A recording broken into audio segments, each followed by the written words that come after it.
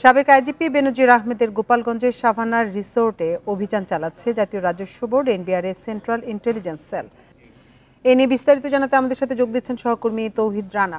রানা, অভিযানটি এখন কোন পর্যায়ে রয়েছে? তদন্ত দল তাদের কারোর সাথে কোনো কথা বলতে পেরেছেন কিনা, কি জানিয়েছেন তারা? তদন্ত দল এরই মধ্যে পরিদর্শন শেষ করেছেন।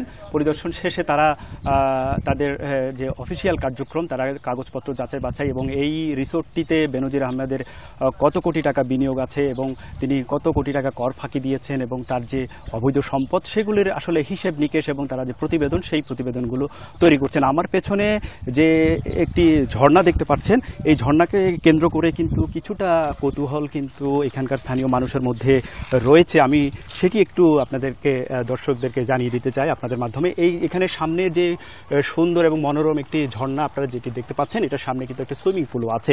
এটি কিন্তু যখন শুরু হয়েছিল তখন কিন্তু বলা হয়েছিল আসলে এই ঝর্ণার পেছনের যে জায়গাটি আছে, এখানে দোতলা এবং তিনতলা বিশিষ্ট ঘর আছে এবং এটা নিয়ে কৌতূহলটা হচ্ছে এটিকে বার বানানোর একটি প্রস্তুতি কিন্তু বেনজির আহমেদের ছিল। এটাতে বার থাকবে, সামনে ঝর্ণা থাকবে, এরকম একটি প্রস্তুতি কিন্তু প্রথম দিকে ছিল। পরবর্তীতে গোয়েন্দা সংস্থার লোকজন যখন জেলা প্রশাসন জানতে পারে এবং জুনে যখন এটি জেলা প্রশাসনের অধীনে চলে যায়, তখন থেকে সেটি বন্ধ করে দেওয়া হয়েছে বা এরকম একটি বিষয় কিন্তু রয়েছে। এখানে স্থানীয় মানুষজনও বলছেন যে এখানে তারা শুরু থেকে কিন্তু এখানে মদের বারের একটি তারা লক্ষণ কিন্তু এখানে দেখেছিলেন এবং এখানে তৎপরতা বেশ চোখে পড়ার মতো ছিল। এখানে যেই পরবর্তীতে এটাকে বলা হচ্ছে যে চেঞ্জ রুম, এখানে একটি দরজাও আছে। এই দরজাটি লক করা, আমরা হয়তো ভেতরে যাওয়ার চেষ্টা করেছিলাম কিন্তু আমাদেরকে এখানে ভেতরে যেতে দেওয়া হয়নি। কিন্তু এটা আসলে তিনতলা বিশিষ্ট একটি ঝর্ণা, এটার পেছনে মূলত হচ্ছে রুমগুলি আছে এবং এখানেই মূলত মদের বার কে কেন্দ্র করে একটি কৌতূহল কিন্তু ছিল। এখন পর্যন্ত এটি বন্ধ আছে।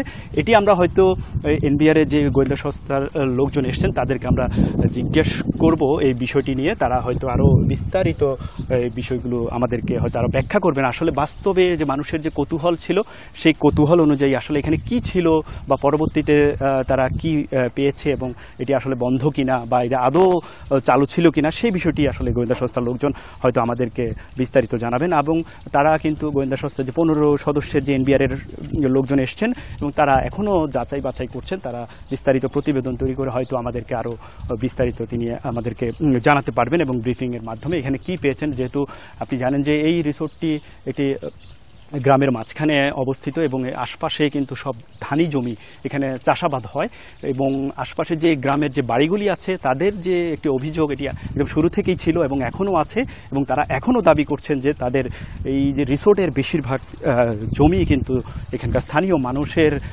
জমি এবং তাদেরকে ভয়ভীতি দেখিয়ে নামমাত্র মূল্য দিয়ে এবং হুমকি দিয়ে তারা এই জমিগুলো দখল করে এই বিশাল আকৃতির 612 একরের। আপনার কাছে একটি বিষয়ে জানতে চাই যে রিসোর্টটি তো এখন জেলা প্রশাসনের অধীনে রয়েছে এবং এটি সবার জন্য উন্মুক্ত রয়েছে, কিন্তু এর পরেও সেখানে দর্শনার্থী উপস্থিতি কম। এর কারণ হিসেবে রিসোর্ট কর্তৃপক্ষ কি বলছে বা স্থানীয়রা কি বলছেন?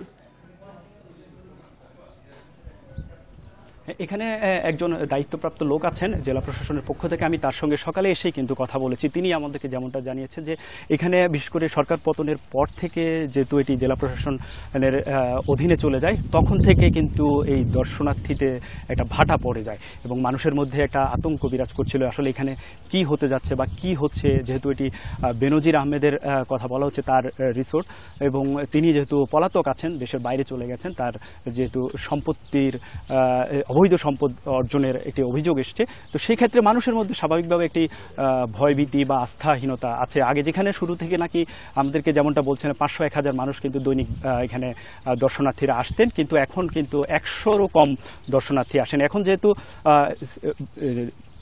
জেলা প্রশাসনের অধীনে এটি আছে এবং তারা টেন্ডারের মাধ্যমে এটি যাতে পরিচালনা করা হয়, এটি যাতে দর্শনার্থী আবার আসা শুরু হয় সেই জায়গাতে উদ্বুদ্ধ করতে আসলে জেলা প্রশাসন এখানে টেন্ডার করেছেন, 2টি কোম্পানিকে টেন্ডার দেওয়া হয়েছে। তারা হয়তো এই রিসোর্টটি আগামীতে হয়তো পরিচালনা করবেন জেলা প্রশাসনের পক্ষ থেকে, আমরা এইটুকু জানতে পেরেছি। আর এখানে যে ছোট ছোট আপনি যে রুমগুলি দেখতে পাচ্ছেন এগুলোরও কিন্তু এখানে কিন্তু অনেকগুলি রিসোর্ট আছে। এখানকার যেমনটা আমাদেরকে জানিয়েছেন যে 5 থেকে 10,000 এবং 15,000 টাকা পর্যন্ত এই ছোট ছোট এই রিসোর্টগুলো কিন্তু ভাড়া এখানে নির্ধারণ করা হয়েছে। এখানে শুরুর থেকে এখানে নাকি যখন চালু হয়েছিল তখন অনেকটা ফ্রি দর্শনার্থীদেরকে আনা হতো, কিন্তু আস্তে আস্তে যখন এটি জনপ্রিয় হতে শুরু করে তখন 100 টাকা পর্যন্ত এখানকার প্রবেশ ফি ধরা হয়েছিল। পরবর্তীতে সেটি আরও বেড়েছিল এবং জুলাই বিপ্লবের পরে যখন এটি বন্ধ করে দেওয়া হয়, বন্ধ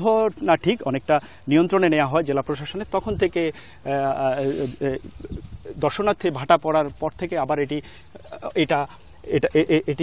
আবার দর্শনার্থীদেরকে টানতে এখানে যেহেতু বিনিয়োগ আছে, যদিও কত টাকা বিনিয়োগ হয়েছে এবং তার যে অর্থের উৎস সেটি যেহেতু খোঁজ খবর নিচ্ছেন প্রশাসনের লোকজন, তারপরেও এখানে যেহেতু একটি অবকাঠামো তৈরি হয়েছে, এখানকার স্থানীয় মানুষজনের বিনোদনের একটি জায়গা তৈরি হয়েছে, সেই জায়গা থেকে চিন্তা করে আসলে প্রশাসন এটিকে কন্টিনিউ করার চেষ্টা করছে এবং সেই জন্য এখানে ফিটা অনেকটা কমিয়ে আনা হয়েছে। আমরা যেটুকু জেনেছি এখন 50 থেকে 60 টাকা এই পরিমাণের একটি ফি নির্ধারণ করা হয়েছে, যাতে নামমাত্র মূল্যে মানুষজন এসে প্রবেশ করে এখানে পার্কে এবং শিশুরা যাতে পার্কে ঘোরাফেরা করতে পারে।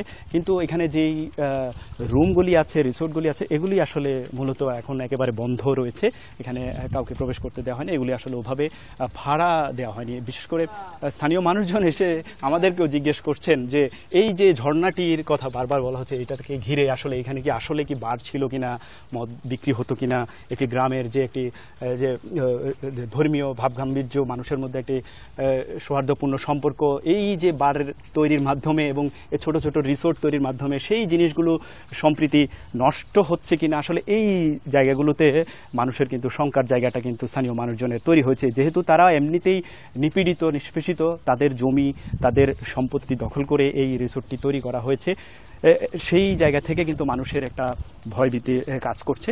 তো তারা আসলে জমিগুলো আসলে ফেরত চান। এখানকার স্থানীয় যারা হিন্দু ধর্মাবলম্বী আছে, যাদের জমি দখল করা হয়েছে, তারা বলছেন যে তাদের জমি যাতে তারা ফেরত পান, এই প্রত্যাশাটা আসলে সরকারের কাছে, প্রশাসনের কাছে তারা করছেন। তো এখন পর্যন্ত আমার কাছে এই ছিল খোঁজ খবর। পরবর্তীতে যদি গোয়েন্দা সংস্থার লোকজন আমাদেরকে আপডেট দেন তাহলে আমরা আরও পরবর্তীতে আরও নতুন কোনো তথ্য হয়তো দিতে পারবো আপনাদেরকে। গোপালগঞ্জ থেকে সবশেষ তথ্য জানাচ্ছিলেন সহকর্মী তৌহিদ রানা।